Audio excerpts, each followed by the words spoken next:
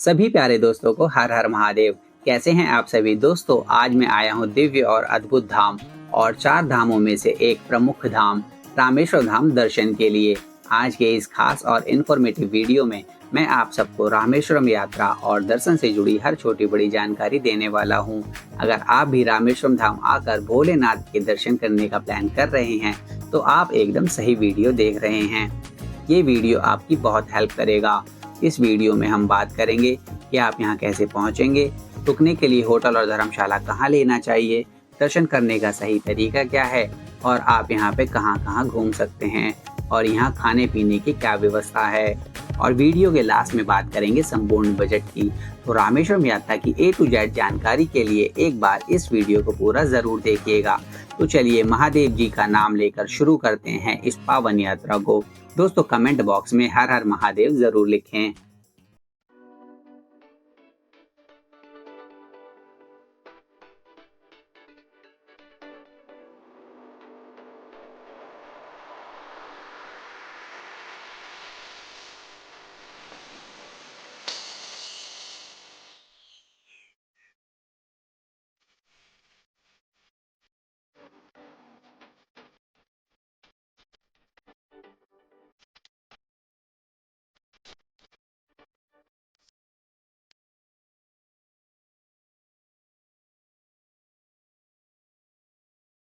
तो दोस्तों अब बात करते हैं कि आप रामेश्वरम पहुंचेंगे कैसे।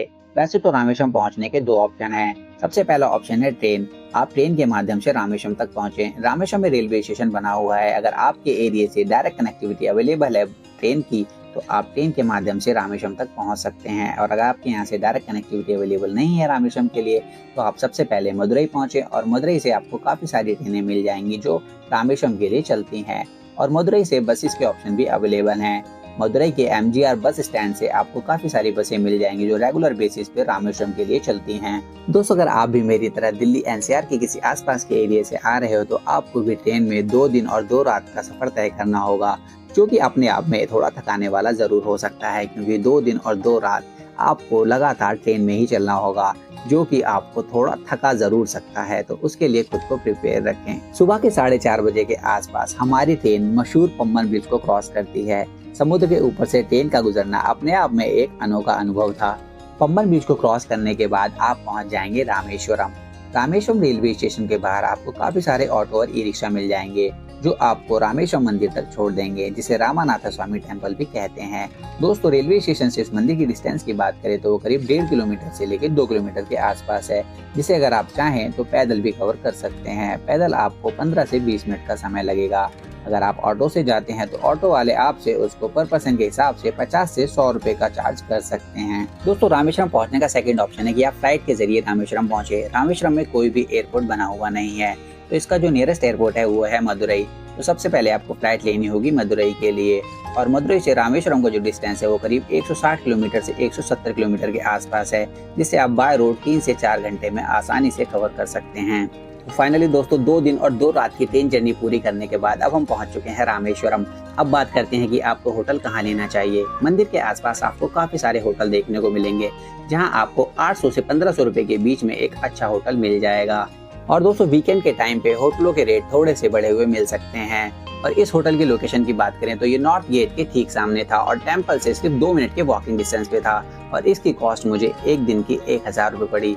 इसकी कॉन्टैक्ट डिटेल मैं आपको वीडियो के डिस्क्रिप्शन में दे दूंगा। अगर आप यहाँ स्टे करना चाहें तो आप उस कॉन्टैक्ट नंबर पे बात कर सकते हैं। तो दोस्तों अब जानते हैं रामेश्वरम मंदिर में दर्शन करने का सही तरीका क्या है। सबसे पहले आपको मंदिर के पूर्वी गेट के पास में स्थित अग्नि तीर्थम में जाकर स्नान करना होगा। यह एक समुद्र का किनारा है जहाँ पे आपको जाकर स्नान करना होता है। और ऐसा माना जाता है कि यहाँ स्नान करने के बाद आपके पाप धुल जाते हैं और आपके मन को शांति प्राप्त होती है। अग्नि तीर्थम में स्नान करने के बाद मंदिर परिसर में स्थित 22 कुंडों में भी स्नान करना होता है, जिसके लिए आपको उत्तरी गेट से एंट्री लेनी होगी, यानी कि आपको नॉर्थ गेट से जाना होगा। इसके लिए पर पर्सन 25 रुपए की टिकट लेनी होती है। ऐसा कहा जाता है कि इन 22 कुंडों को भगवान श्री राम जी के द्वारा बनाया गया था। रामानाथ स्वामी टेम्पल में 4 द्वार हैं, ईस्ट, वेस्ट, नॉर्थ और साउथ। आप 22 कुंड स्नान के लिए नॉर्थ गेट से जाएंगे, जहां आपको काफी सारे लोग हाथ में बाल्टी लिए नजर आएंगे, जो आपसे 250, 300 और 500 रुपए तक चार्ज करते हैं। वो आपसे कहते हैं कि हम आपको लाइन में नहीं लगने देंगे और आपको डायरेक्ट ले जाएंगे और आपको बाल्टियों से स्नान कराएंगे। लेकिन दोस्तों, आप 25 रुपए में भी अच्छा स्नान कर सकते हैं।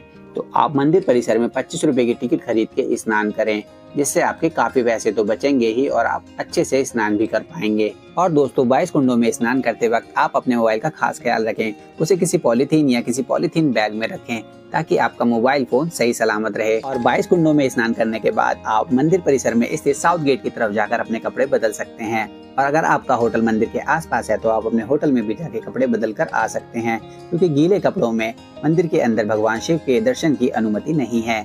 मंदिर के 4 द्वार हैं दोस्तों, आप किसी भी द्वार से मंदिर में प्रवेश कर सकते हैं। यहाँ पे दोस्तों अपने वस्त्रों का खास ख्याल रखें, यानी कि आप मंदिर में पारंपरिक वस्त्र पहनकर ही जाएं, कोई भी शॉर्ट वस्त्र पहनकर आप मंदिर में ना जाएं, इससे मंदिर की मर्यादा भंग होती है। तो अब बात करते हैं कि आप कैसे भगवान शिव के ज्योतिर्लिंग के दर्शन कर सकते हैं। मंदिर में आप 2 प्रकार से दर्शन कर सकते हैं। पहला है कि आप फ्री दर्शन करें। फ्री दर्शन में आपको लाइन के जरिए जाना होता है, जिसमें आपको थोड़ा समय लग सकता है भगवान के दर्शन के लिए।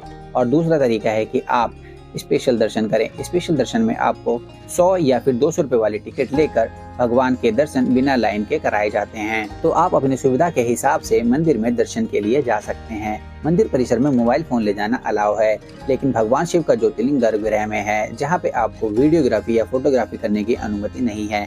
तो अब चलते हैं भगवान शिव के दर्शन के लिए। रामेश्वरम भगवान गर्भगृह में विराजमान है। यहाँ पे आपको भगवान शिव के दिव्य ज्योतिर्लिंग के दर्शन दियों की रोशनी में होंगे।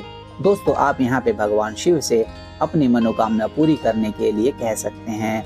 भगवान आपकी मनोकामना को जरूर पूरा करेंगे। दोस्तों, रामेश्वरम टूर पे मेरी मुलाकात होती है 2 दोस्तों से। एक का नाम है चरण और एक का नाम है ईश्वर।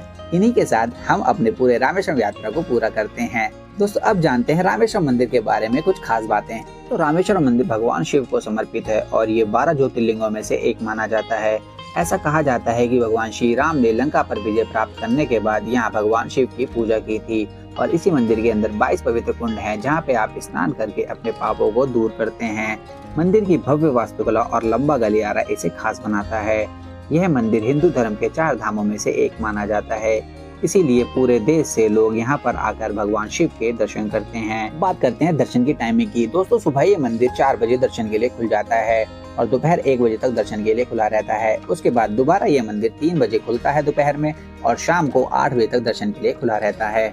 मंदिर में दर्शन करने के बाद आप चले जाइए रेस्टोरेंट में नाश्ता करने के लिए। यहाँ पे आपको कोई भी फूड केले के पत्ते के ऊपर परोस कर दिया जाएगा, जो कि यहाँ की स्पेशलिटी है। यहाँ पे आप वैरायटी ऑफ डोसा टेस्ट कर सकते हैं। साउथ इंडियन फूड की यहाँ पे भरमार है, तो एक बार यहाँ पे साउथ इंडियन फूड जरूर टेस्ट करें।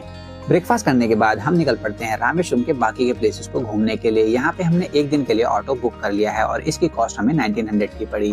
दोस्तों, वैसे तो आप 1200 रुपए में 12 प्लेसेस घूम सकते हैं, लेकिन एक्चुअल में वो 7 से 8 प्लेस ही होते हैं। तो आप अपनी आइटनरी अपने हिसाब से बना सकते हैं, या फिर जो आइटनरी हमने बनाई है आप उसके हिसाब से घूम सकते हैं। तो चलिए चलते हैं सबसे पहले हम अपने फर्स्ट डेस्टिनेशन की ओर, कोथंडाराम टेम्पल। यह टेम्पल भगवान श्री राम जी को समर्पित है और यह मंदिर करीब 500 से 1000 साल पुराना है। और ऐसा कहा जाता है कि इसी स्थान पे भगवान श्री राम जी से विभीषण जी का मिलन हुआ था। यह मंदिर 1964 के विनाशकारी चक्रवात में धनुषकोडी के पूरे शहर के ध्वस्त हो जाने के बाद भी बच गया था और यह एकमात्र ऐतिहासिक संरचना है जो इस आपदा में सुरक्षित रही। मंदिर के अंदर आपको रामायण की कहानियां कई सुंदर चित्रांकन की गई हैं, जो भक्तों को भगवान के जीवन और विभीषण से जुड़ी हुई कथाओं को दर्शाती हैं। मंदिर में भगवान राम के साथ माता सीता, लक्ष्मण, हनुमान और विभीषण की मूर्तियां स्थित हैं। यह मंदिर एक आइलैंड पर स्थित है। इसके चारों ओर आपको समुद्र देखने को मिलेगा। आप यहाँ पर फोटोग्राफी कर सकते हैं। मंदिर में दर्शन करने के बाद अब मैं आपको लेके चलता हूँ धनुषकोडी रेलवे स्टेशन, जिसे धनुषकोडी गांव के नाम से भी जाना जाता था।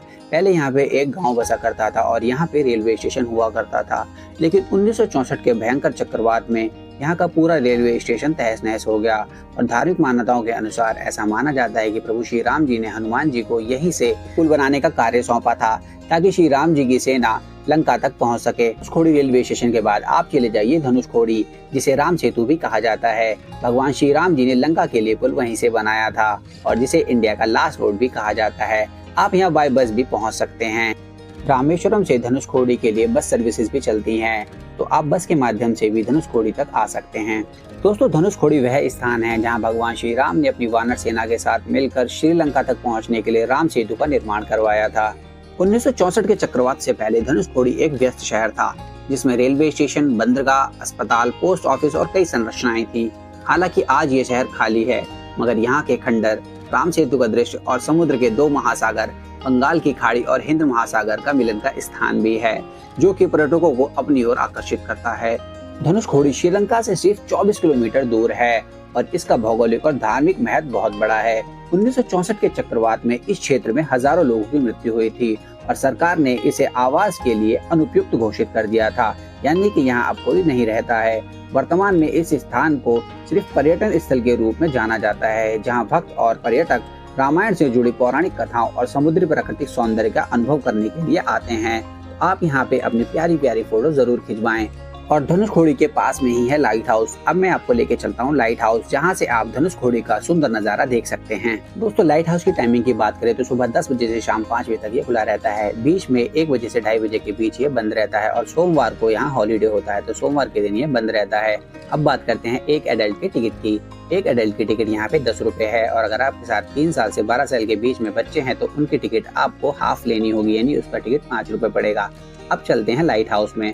दोस्तों, लाइट हाउस में सबसे ऊपर पहुंचने के लिए आपको लिफ्ट का सहारा लेना होगा और 5th फ्लोर दबा के हम पहुंच जाएंगे सबसे टॉप वाले फ्लोर पे, जहां से आपको धनुषकोडी का सुंदर नजारा देखने को मिलेगा। दोस्तों, लाइट हाउस की ऊंचाई की बात करें तो ये करीब 49 मीटर ऊंचा है और इसे 2022 में चालू किया गया था। इसका मुख्य उद्देश्य मछुआरों और नौकाओं के लिए सुरक्षा प्रदान करना है, ताकि वे समुद्र में सुरक्षित तरीके से अपनी यात्रा कर सकें। लाइट हाउस से अब मैं आपको लेके चल रहा हूँ डॉक्टर APJ अब्दुल कलाम के घर।